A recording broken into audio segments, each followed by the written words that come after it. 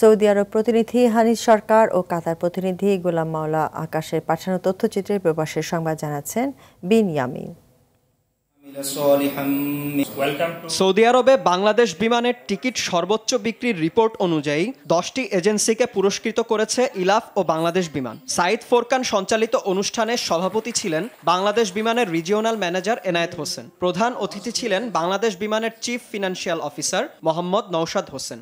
এছাড়া বিশেষ অতিথি ছিলেন বিমান বাংলাদেশের ডিজিএম মোহাম্মদ রাশেদুল ইসলাম ও বাংলাদেশ কাউন্সিলেটের কমার্শিয়াল কাউন্সিলর সৈয়দা নাহিদা হাবিব। পুরস্কারপ্রাপ্ত এজেন্সিগুলোর মধ্যে ফুরসান Asia Tausif travels, Musaid travels, আকবর ট্রাভেলস, আল রাজি ও জোব ট্রাভেলস গুরুত্বপূর্ণ।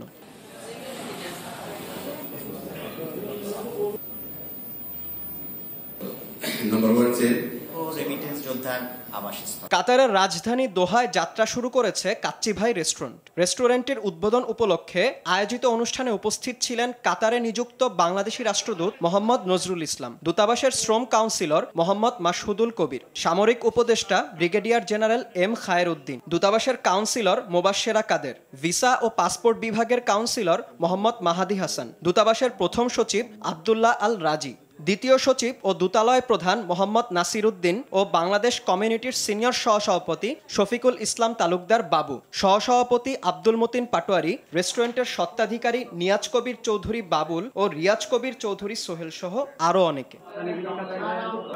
বিনয়ামিন, RTV।